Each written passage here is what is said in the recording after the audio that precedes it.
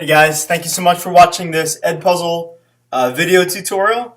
I really shouldn't be thanking you because this is your homework, so good job doing your homework. We're going to be talking about the Continental Army, led by George Washington, and the British Army. And some of we're going to compare them and contrast them, and specifically talk about the advantages and disadvantages for both armies. Okay, on paper, of course, the British Army had many more advantages. Let's talk about the British Army right now. Okay. So the British Army, I'll use red because they're the red coats, the lobster backs, they wore red. The British Army had more soldiers. And these soldiers that the British Army had were professionals. That's what they did for a living. Like, they were professional soldiers. They knew what they were doing. Professional soldiers get paid. That's how they earn their living.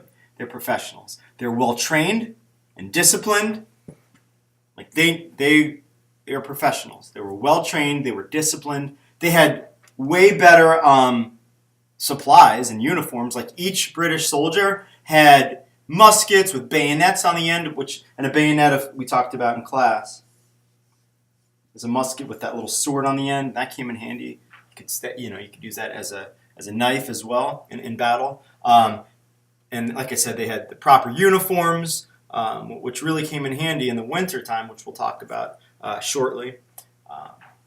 So on paper they were definitely advantaged. They definitely had advantages, but they also had disadvantages. Now remember, this is 1770 something, right? And transportation, it takes a long time to travel. And England, as you know, is in Europe, right? England's over here. This is the Atlantic Ocean.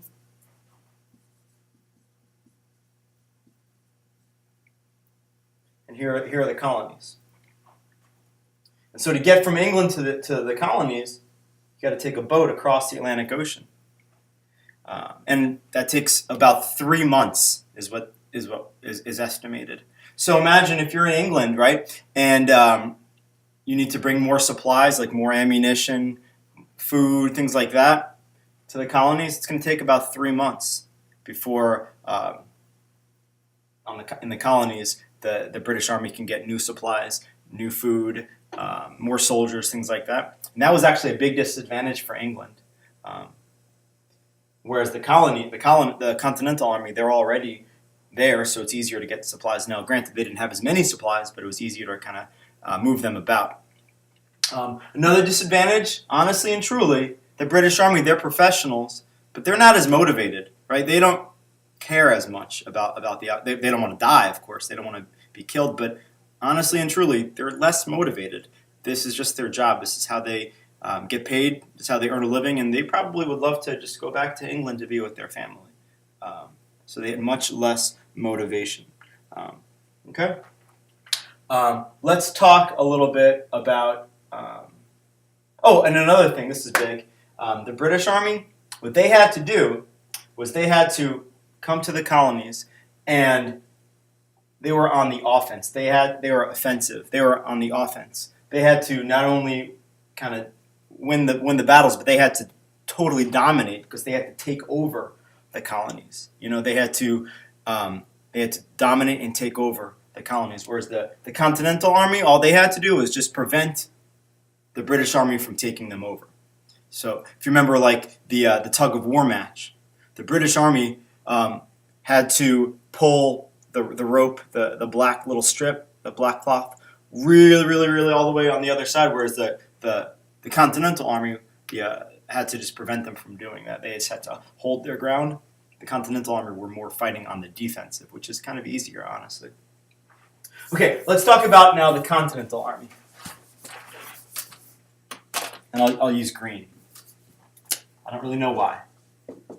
Just because. Okay. So the Continental Army definitely had disadvantages. I mean, there's no two ways about it. The Continental Army were disadvantaged. They were not trained. As you know, they were mostly poor farmers. Or they're mostly farmers. Volunteers. Volunteers do not get paid. They're doing this because they feel like it's the right thing to do. They're farmers. They're volunteers. They're not paid. They're untrained. Imagine Mr. Auslander going off to battle. What do I know nothing about battle, you know? I'm untrained. I've never done it before. So that's a disadvantage. We don't have as many supplies because we don't have as much money, right? I mean, there's not as much money to pay for me to have all the muskets and bayonets and all that kind of supplies. Same thing with uniforms. And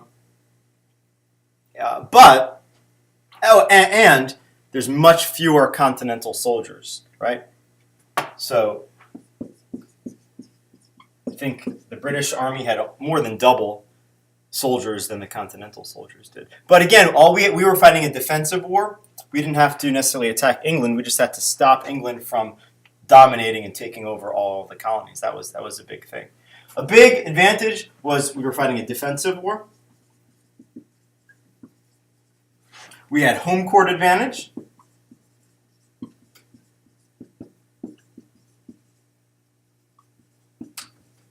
Meaning our fans, the people in the colonies were there to support us and help us out whenever possible. We knew the land really well. So if we needed to hide behind certain bushes and trees, we knew the land, the layout of the land really well. We were also way more motivated.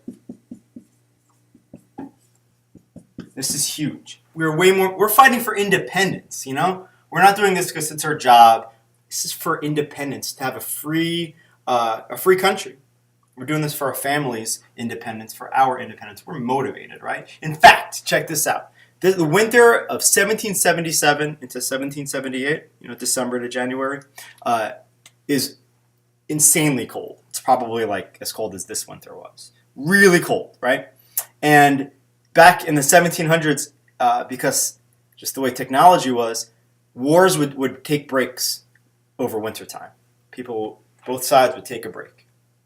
There was we're not fighting, it's winter, we're just going to camp out and wait till spring comes, then we'll fight again. Kind of weird, right?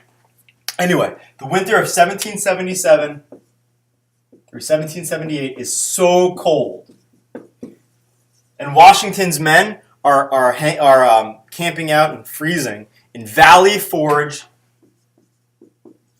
PA. Pennsylvania. Really close to Philadelphia. Really close to where I grew up. And this is the coldest winter. In fact, it's so cold, 2,500 men die because of the cold.